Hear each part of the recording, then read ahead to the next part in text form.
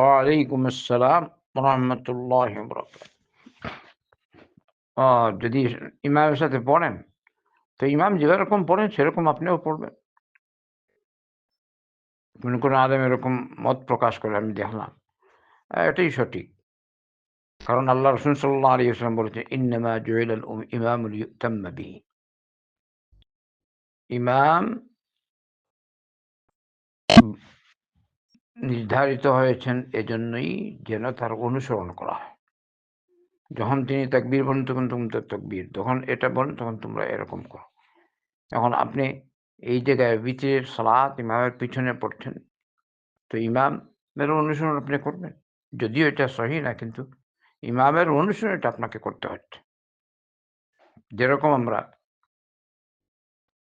যদি ইমামকে শেষ রাকাতে পাই, তো ইমামের অনুসরণে এখানে আপনার ১ রাকাত। ওই সময় বসতে হচ্ছে আত্তাহিয়াত, দুরূদ সব পড়ছেন আপনি। ইমামের অনুসরণে। ঐরকম ওই যদি কেউ কোনো হানাফি ইমামের পিছনে সালাত পড়ে, তাহলে সেও ইমামের অনুসরণ করবে। ইমামের বিরুদ্ধে তো আর করতে পারবে না।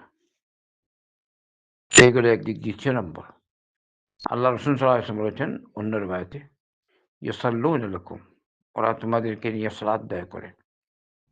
ফাইন আসাবু ফালাকুম ওয়া লাহুম। এবারে যদি সঠিকভাবে সালাত পড়েন তাহলে উভয়ের হলো, তাদেরও আপনাদের হলো।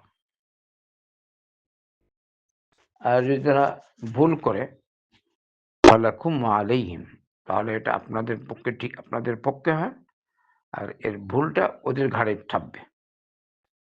অতএব ইমামের অনুসরণে ইমাম যেরকম সালাত পড়েন সেরকমই পড়বেন। কারণ এটা একটা মাযহাব, তারা এক আলিমের বা মুজতাহিদ রাহমাতুল্লাহ আলাইহির অনুসরণে তারা এটা পড়েছেন। আর না হয়তো ধরেন সবাই ভিন্ন ভিন্ন। ওর পিছনে আমার সালাত হবে না, আমার ওর পেছনে সালাত হবে না। আল্লাহু আকবার, আল্লাহুল মুস্তাআন। আল্লাহর কাছে চাই। যদি আপনার তার পিছনে পড়েন তো এরকম পড়বেন, তার অনুসরণ করবেন। তারপরে তারা তারা যে তাদের কাছেও দলাইল মওজুদ, বুঝছেন? তারা বলবেন কোন সাহাবীর আমল, কোন তাবির আমল। যদিও সঠিক মঠিক ওইটা ব্যাপার আরেকটা, কিন্তু তারা ইজতিহাদ আছে। তো ইমামের পিছনে পড়লে তাদের অনুসরণ করবেন। ওয়াল্লাহু আ'লাম। আল্লাহ অধিক জানেন। বারাকাল্লাহু ফি